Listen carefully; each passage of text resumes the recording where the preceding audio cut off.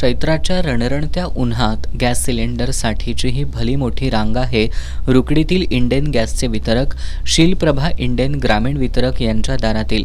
बाजारपेठेत इतर कंपन्यांचे सिलेंडर वेळेवर मिळत असताना केवळ इंडियन ऑइलच्याच ग्राहकांना या समस्येचा सामना का करावा लागतोय असा संतप्त सवाल उपस्थित करत ग्राहकांनी या एजन्सीच्या वितरण व्यवस्थेवर प्रश्न उपस्थित केले.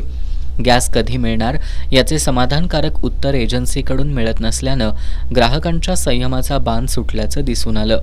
कारण नागरिकांना फार त्रास होतोय. उन्हात उभं राहायला लागते. वयस्कर माणसं आहेत सगळ्यांनी, सिनियर सिटीजन आहेत सगळे. किती दिवस सिलेंडर आणले? 4 महिने झाले सिलेंडर नाही आम्हाला. सकाळी किती वाजल्यापासून थांबलाय? सकाळी किती वाजल्यापासून थांबलाय लाईन? सकाळी आता 6 वाजल्यापासून आले इतर रांगेत आम्ही. ग्रामपंचायत सदस्य शीतल खोत, राहुल माने, सिकंदर पेंढारी, संतोष रुकडीकर आणि माजी सदस्य संजय लोंढे यांनी ग्राहकांच्या समस्या जाणून घेत एजन्सी मालक जगताप यांच्याशी चर्चा केली. ग्राहकांची अडवणूक थांबवा आणि लवकरात लवकर तोडगा काढा अशा शब्दात त्यांनी एजन्सी मालक जगताप यांना सुनावलं. एजन्सी धारक जगताप यांच्या म्हणण्यानुसार त्यांनी कंपनीकडे मागणी नोंदवली आहे, परंतु कंपनीकडूनच स्टॉक उपलब्ध झालेला नाही. 210 सिलेंडर आलेले आहे. तेवढं आमचं वाटप आहे. लोकांना 2 दिवसात नियोजन.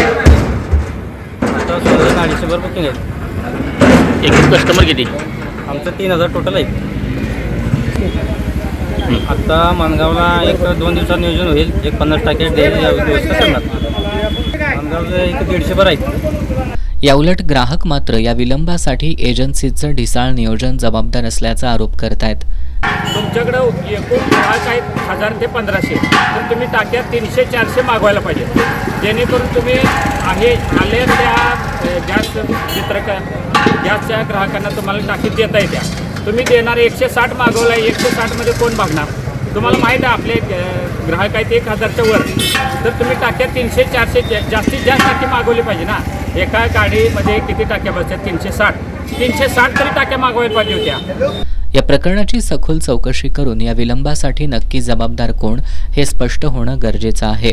वारंवार होणाऱ्या त्रासाला कंटाळून रुकडीतील ग्राहकांनी आता पर्यायी व्यवस्थेची मागणी केली आहे. जर सध्याची एजन्सी सेवा देऊ शकत नसेल तर आमचे कनेक्शन दुसऱ्या एजन्सीकडे वर्ग करून द्या अशी मागणी काही ग्राहकांनी केली.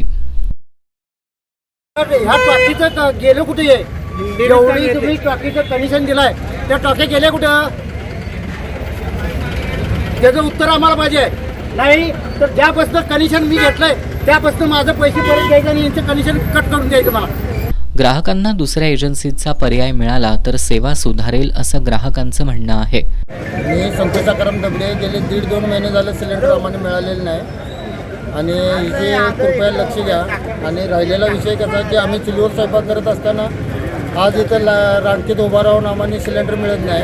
तरी पण तुम्ही सगळ्यांनी लक्ष ठेवून आम्ही कामधाम सोडून इथं उभा राहिलेलो आहे. टाईम टू टाईम आम्हाला सिलेंडर मिळावे एवढीच विनंती आहे. जर महिन्याला सिलेंडर उपलब्ध व्हावा या प्रशासनाने याची नोंद घ्यायची आहे पूर्णपणे.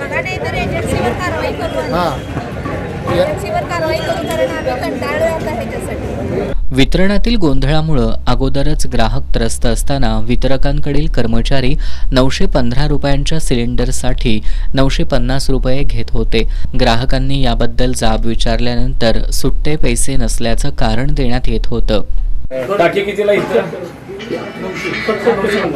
915. तुम्ही घ्यायला 950. पुन्हा सुट्टी नाही. सुट्टी कोण देणार? गेल्या 4 दिवसांपासून गॅसच्या प्रतीक्षेत असलेले ग्राहक आज पहाटे 5 वाजल्यापासून रांगेत उभे होते. पुरवठा विभागासह इंडियन ऑइल कंपनीने लक्ष घालून इथला गॅस पुरवठा सुरळीत करावा अशी मागणी होऊ लागली आहे.